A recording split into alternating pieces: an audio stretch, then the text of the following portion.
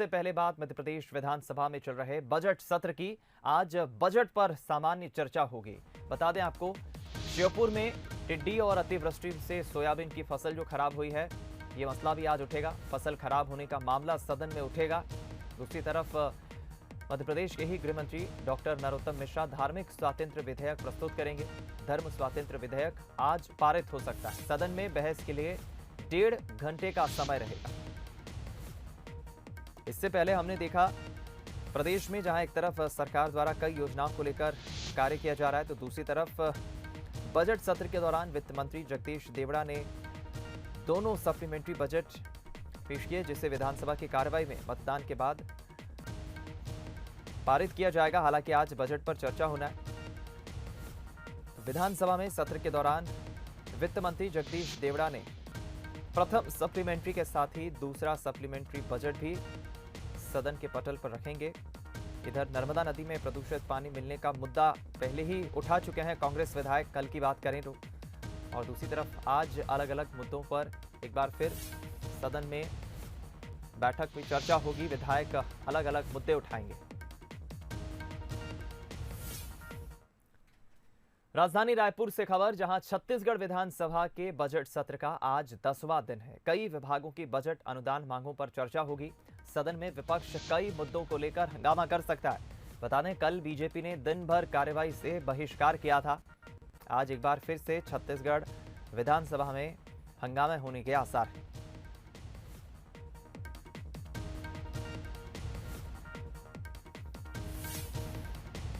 बता दें आपको, छत्तीसगढ़ विधानसभा में इसके पहले विपक्ष में बैठे बीजेपी के विधायकों ने अलग अलग मुद्दों को प्रश्नकाल में उठाया। मंत्रियों से भी सवाल पूछे प्रश्नकाल में, जिसके जवाब अलग अलग विभागों के मंत्रियों ने दिए।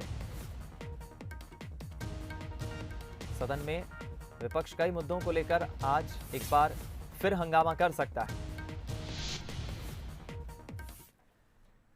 मध्य प्रदेश के मुख्यमंत्री शिवराज सिंह चौहान का आज 62वां जन्मदिन है। बीजेपी मुख्यमंत्री का जन्मदिवस सेवा दिवस के रूप में मना रही है। सीएम शिवराज सिंह पौधा लगाने के संकल्प को कार्यकर्ता के साथ पहले ही वो पहल के साथ ये कह चुके हैं, और कार्यकर्ता आज सीएम शिवराज सिंह के पौधा लगाने के संकल्प को आगे बढ़ाएंगे। इसके साथ ही कार्यकर्ता अस्पतालों में फल वितरण और सार्वजनिक स्थानों पर स्वच्छता अभियान चलाएंगे।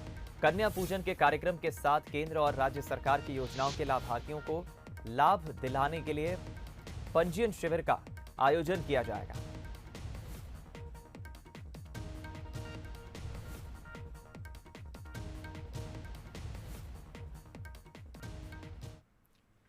इधर सीएम शिवराज सिंह चौहान अपना जन्मदिन सादगीपूर्ण तरीके से मनाएंगे। सुबह 10 बजे वल्लभ भवन के सामने वाले गार्डन में मुख्यमंत्री के साथ सभी अधिकारी पौधारोपण करेंगे। बता दें आपको, जन्मदिन के मौके पर सीएम ने कहा कि उन्होंने 1 साल तक पेड़ लगाने का संकल्प लिया है, इसलिए जन्मदिन पर फूलों की मालाओं से स्वागत ना कर एक पेड़ सभी लोग लगाएं।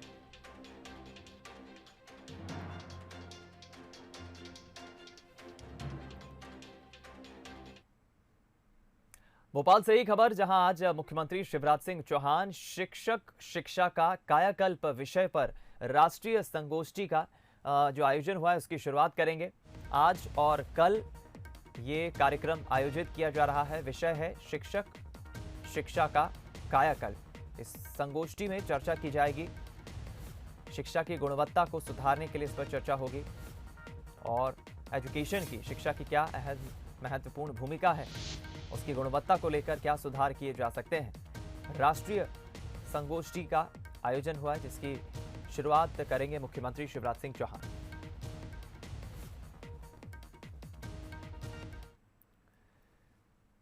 खबर दिल्ली से, प्रधानमंत्री नरेंद्र मोदी की स्वीडन पीएम के साथ वर्चुअल समिट होगी। आज स्वीडन के प्रधानमंत्री स्टीफन लोफेन के साथ ये वर्चुअल समिट होगी। बता दें आपको, प्रधानमंत्री नरेंद्र मोदी वर्चुअल समिट में शामिल होंगे।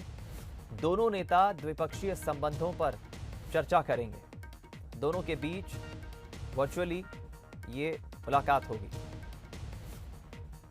इस वर्चुअल समिट में दोनों नेता द्विपक्षीय संबंधों पर चर्चा करेंगे, बातचीत करेंगे।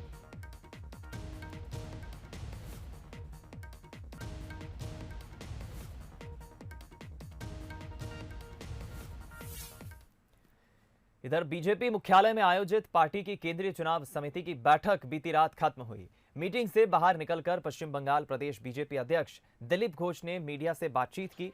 उन्होंने बताया कि बंगाल में पहले और दूसरे फेज की 60 सीटों पर संभावित प्रत्याशियों की चर्चा हुई है और इन सीटों पर उम्मीदवारों को लेकर अंतिम निर्णय होना बाकी है। माना जा रहा है कि शायद आज प्रत्याशियों की घोषणा कर दी जाएगी। करीब 4 घंटे चली इस मीटिंग में प्रधानमंत्री नरेंद्र मोदी के साथ गृह मंत्री अमित शाह, नितिन गडकरी, जेपी नड्डा, राजनाथ सिंह और सीएम शिवराज सिंह सहित पार्टी के दूसरे नेता शामिल हुए। बैठक में असम को लेकर भी संभावित उम्मीदवारों पर चर्चा हुई। असम की 126 सीटों पर बता दें आपको 3 चरणों में चुनाव हुए। 27 मार्च को पहले फेज में 47 सीटों के लिए मतदान होगा। 1 अप्रैल को दूसरे चरण में 39 सीटों के लिए तो 6 अप्रैल को तीसरे चरण में 40 सीटों के लिए वोटिंग होगी।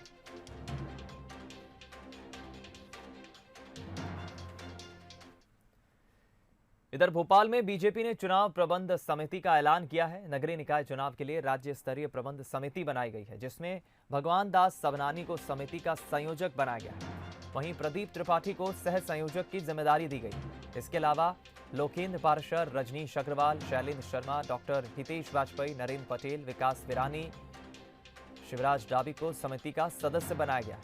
भूपेंद्र सिंह और उमाशंकर गुप्ता विशेष आमंत्रित सदस्य होंगे। यह समिति निकाय चुनाव के प्रबंधन का कामकाज देखेगी।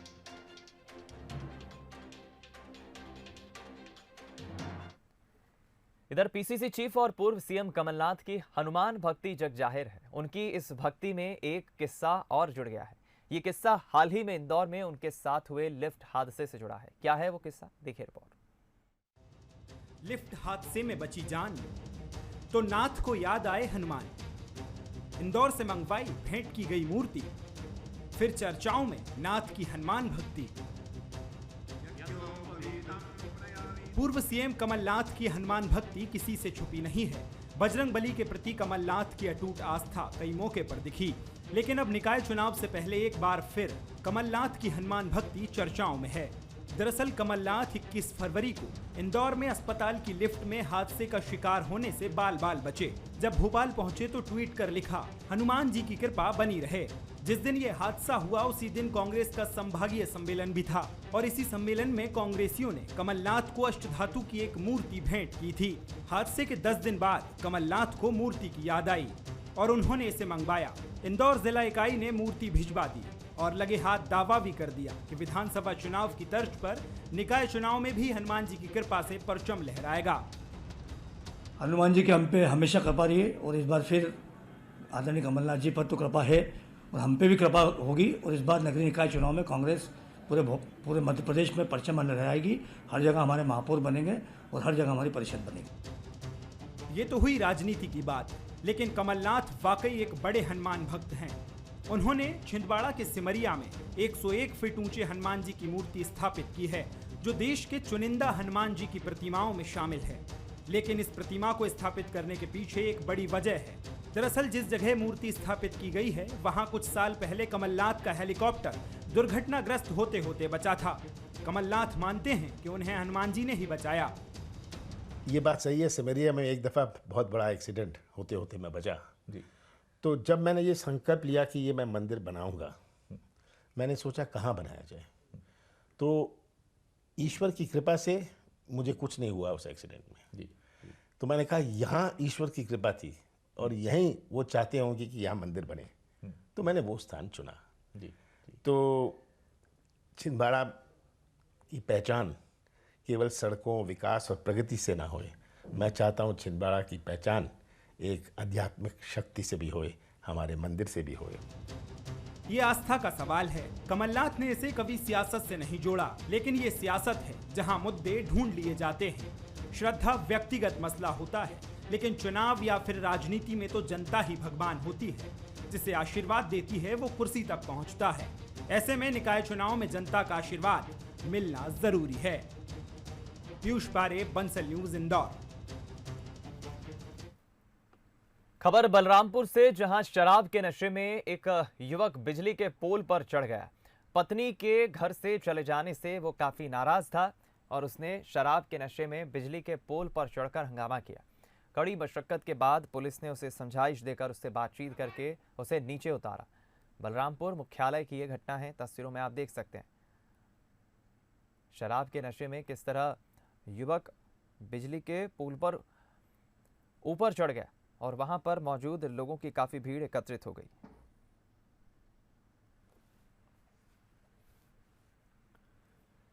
गुना में नई सड़क के नामांतरण को लेकर विवाद की स्थिति बनी हुई है। यह विवाद स्वतंत्रता संग्राम सेनानी सागर सिंह सिसोदिया के नाम को लेकर हुआ। सागर सिंह सिसोदिया मंत्री महेंद्र सिंह सिसोदिया के दादाजी हैं। दानदाताओं ने दावा किया कि पहले अहिल्या देवी के नाम पर कोई सड़क नहीं थी। हनुमान टेकरी के मार्ग के लिए खेती की जमीन दी गई थी। बताया जा रहा है कि पूरा विवाद पूर्व नगर पालिका अध्यक्ष ने खड़ा किया।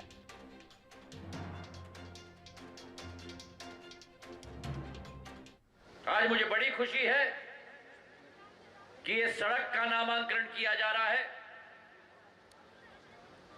और शुभ काम में सभी का योगदान होना चाहिए। हर चीज में उठक पटक होना ये सही नहीं है, ये भी ऐलान करना चाहता हूं मैं इस मंच से। मैं बर्दाश्त नहीं करूंगा। जो निर्णय नगर पालिका ने लिया है, जो निर्णय परिषद ने लिया है, उसे मानना आपका और हमारा धर्म होता है। बिल्कुल हमारे लाने बिल्कुल भी ऐतराज नहीं। हम खुश हैं इस चीज़ से, कोई हमें बुराई नहीं है। हम तो और ये सोचेंगे यदि मंत्री जी आए और वो आज से एक बार जो और काम कर रहे हैं भव्य स्वागत रखेंगे हम लोग। और जो चल रही है जो अभी उसको बिल्कुल अंथा माना नहीं जाए और अफवाह है सब सारी चीज़ें फालतू की नेते जो क्या नगर पालिका जो पूरा अध्यक्ष है ना, उनने कम से कम हमें कम से घुमा के सारे लोगों को कि उक्त मार्ग का नामकरण स्वतंत्रता संग्राम सेनानी एवं पूर्व विधायक स्वर्गीय श्री सागर सिंह जी सिसोदिया के नाम पर रखा जाना है। इस पर पीआईसी द्वारा अपनी सहमति व्यक्त की। तदनुसार दिनांक 1 मार्च 2021 को उक्त मार्ग का नामकरण किया गया है। इस मार्ग का नामकरण पूर्व में परिषद या पीआईसी द्वारा किसी अन्य नाम से नहीं किया गया है। केवल पीआईसी द्वारा स्वर्गीय श्री सागर सिंह जी सिसोदिया के नाम पर नामकरण करने की अपनी स्वीकृति व्यक्त की गई है। जो हमारी समाज के इस रोड के नाम से झूठी अफवाहें और फालतू की फैलाई जा रही हैं, ये हमारी माँ अहिल्याबाई होलकर के नाम से रोड नहीं था, वहाँ पर चौराया था। और मेरी माननीय मंत्री जी से बात हो गई है, तो जिस चौराहे का नाम अहिल्याबाई होलकर था वो यथावत रहेगा। और जो रोड का नाम माननीय सागर सिंह सिसोदिया जी के नाम से हमारे सिंधिया जी एवं माननीय सिसोदिया जी ने किया है, वो बिल्कुल सही किया है। इसको हमारी समाज कतई गलत ना ले और ना ही ये गलत किया है। इधर पिपरिया में नगर पालिका के कर्मचारियों के गुंडागर्दी का एक वीडियो सामने आया है। वीडियो में नगर पालिका के कर्मचारी आईडीएफसी बैंक के स्टाफ और लोगों से मारपीट करते नजर आ रहे हैं। पूरा विवाद गाड़ियों को हटाने को लेकर हुआ था। पूरे मामले में बैंक कर्मियों ने एसडीएम ऑफिस में नगर पालिका के कर्मचारियों के खिलाफ शिकायत की है। देख रहे हो पुलिस के सामने, देख रहे हो जो साहब खड़े हैं नगर पालिका के जे, और सबसे गुंडागर्दी से कह रहे हैं कि गाड़ी गिराओ और धमकी दे रहे जे।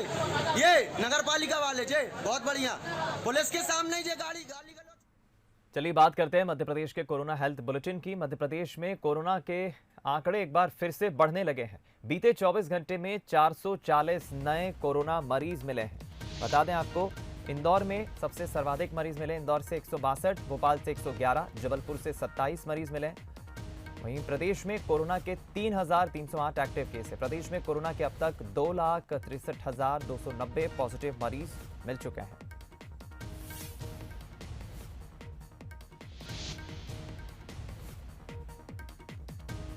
तो लगातार बीच में जिस तरह से कोरोना के ग्राफ में कमी आई थी, एक बार फिर से आंकड़े बढ़े हैं। कोरोना का ग्राफ बढ़ा है। बात करें छत्तीसगढ़ कोरोना हेल्थ बुलेटिन की, तो यहां भी कोरोना संक्रमण बढ़ रहा है। बीते 24 घंटे में छत्तीसगढ़ में 235 नए कोरोना मरीज मिले हैं। कोरोना की चपेट में आने वाले मरीजों की संख्या 235 है। 185 मरीज हालांकि ठीक होकर स्वस्थ होकर डिस्चार्ज हुए हैं। दुर्ग से 30, राजनांदगांव से 16, रायपुर से 67, धमतरी से 7, बलौदाबाजार से 10, बिलासपुर से 35 मरीज मिले हैं। इस वक्त प्रदेश में 2,990 एक्टिव मरीजों की संख्या है।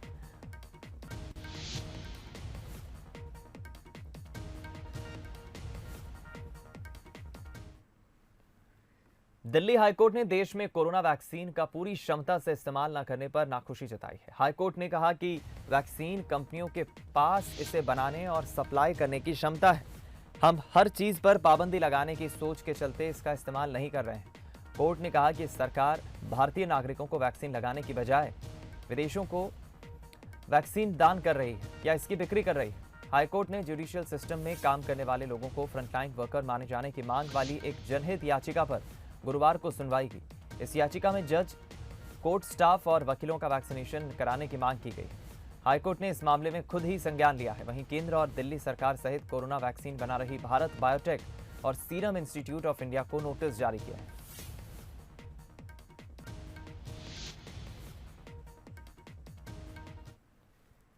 देश में रहने के लिहाज से बेंगलुरु, पुणे, अहमदाबाद बेस्ट शहर है। इस लिस्ट में पिछली बार रायपुर 7वें नंबर पर था, लेकिन ताज़ा रिपोर्ट में रायपुर 18वें नंबर पर आ गया है। 10 लाख से कम की आबादी मामले में बिलासपुर 52वें नंबर पर आया है। 52वां ऐसा शहर है बिलासपुर जहां इंसानी जिंदगी आसान मानी गई है। दरअसल ईज ऑफ लिविंग इंडेक्स 2020 की फाइनल रैंकिंग जारी की गई, जिसमें पहली बार म्यूनिसिपल परफॉर्मेंस इंडेक्स 2020 की भी घोषणा की गई। इस रैंकिंग में रायपुर और बिलासपुर दोनों शहर 7वें नंबर पर हैं। ये रैंकिंग नई दिल्ली में केंद्रीय मंत्री हरदीप सिंह पुरी ने जारी की। हर साल ये रिपोर्ट देश का आवास और शहरी कार्य मंत्रालय जारी करता है। रात के अंधेरे में जंगल सफारी का मजा, ये ख्याल हर किसी को रोमांच से भर देता है। राजधानी भोपाल में अब ये हकीकत का रूप ले चुका है। वन मंत्री विजय शाह ने इसकी शुरुआत कर दी है। शाम 6 से रात 10 बजे तक वन विहार पर्यटकों के लिए खुला रहेगा। एक निश्चित फीस के साथ जंगल की नाइट सफारी का पर्यटक आनंद ले सकेंगे। वन मंत्री विजय शाह ने बताया कि मुख्यमंत्री शिवराज सिंह चौहान के कहे अनुसार नाइट सफारी की शुरुआत की गई है। वहीं कैसा रहेगा भोपाल के वन विहार में नाइट सफारी का लुत्फ, ये जायजा लिया हमारे संवाददाता आकर्ष शर्मा ने और वन मंत्री विजय शाह से बातचीत की। राजधानी भोपाल के वन विहार में आज से नाइट सफारी का लुत्फ जो है लोग उठा सकते हैं। जो मंत्री हैं विजय शाह, आज उन्होंने इसकी शुरुआत कर दी। आप देख सकते हैं खुद भी नाइट सफारी का लुत्फ उठा रहे हैं। जगह जगह उनके हाथ में आप देख सकते हैं टॉर्च हैं और यहाँ पर जितने भी वन्य प्राणी हैं उनको वो निहार रहे हैं, नई नई चीज़ें कर रहे हैं जिससे पर्यटन को भी बढ़ावा मिले और वन्य जीव भी सुरक्षित रहें। लगातार इस तरीके की वो कोशिश करते रहते हैं और हम बात भी करेंगे। सर, आज से नाइट सफारी की शुरुआत की गई। देखिए, माननीय मुख्यमंत्री के निर्देश पर भोपाल में नाइट सफारी की शुरुआत वन विहार में हम पहली बार कर रहे हैं। इसके अलावा जितने हमारे नेशनल पार्क हैं वहाँ के बफर जोन में हमने नाइट सफारी पहले ही चालू कर दी है। भोपाल में आने वाले पर्यटक बहुत से ऐसे जानवर जो दिन में नहीं आते बाहर, उनको करीब से निहारेंगे और एक रोमांचकारी अनुभव लेंगे।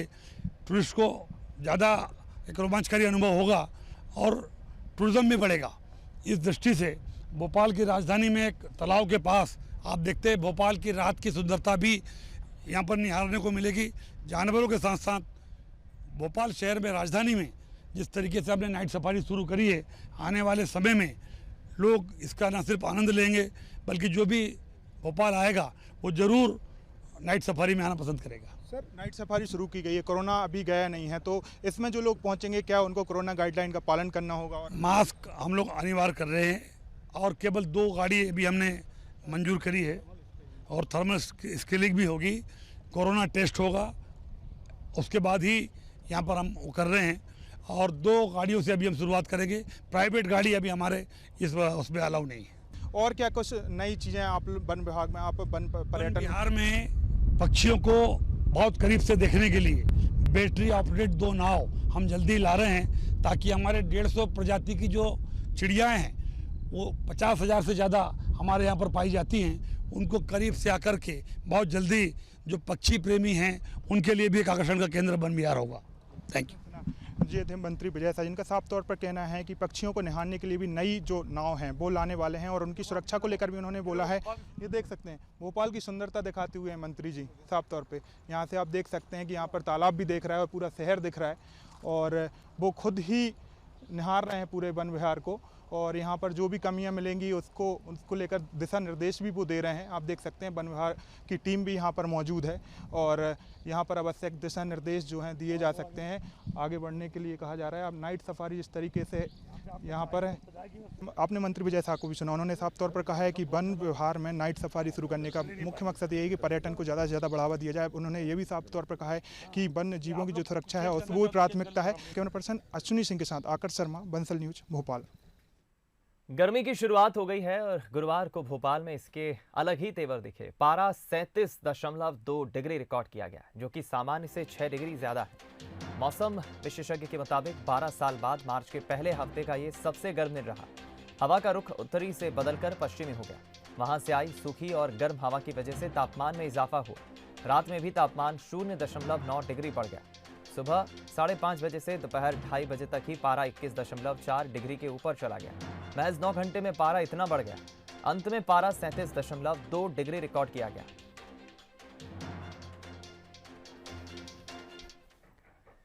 देश में अपनी तरह के पहले world class railway station Habibganj के निर्माण और विस्तार में अमेरिका की फंड कंपनी इंट्रप्स इनकॉर्पोरेशन भी भागीदारी होगी। अमेरिका की ये कंपनी अब भोपाल के बंसल ग्रुप के साथ मिलकर हबीबगंज स्टेशन को अपग्रेड करेगी।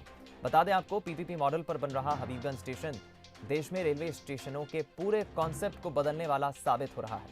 अमेरिका की इस कंपनी ने बंसल ग्रुप के साथ $125 मिलियन की डील की है।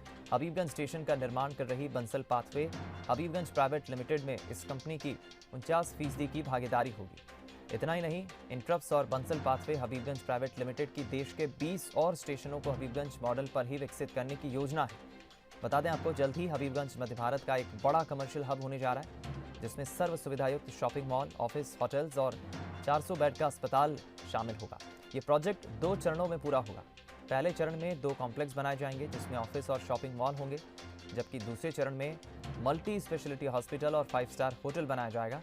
भारतीय मूल के लक्ष्मी प्रसाद इंट्रप्स इनकॉर्पोरेशन के चेयरमैन और भविष्य में ये कंपनी भारत में कई बड़े प्रोजेक्ट में निवेश करने जा रही है। इंट्रप्स आने वाले दिनों में भारत में एयरलाइंस और लग्जरी रिजॉर्ट के साथ फाइनेंशियल सेक्टर में अपने बिजनेस पार्टनर्स के साथ मिलकर करीब 76,800 करोड़ का निवेश करने जा रही है।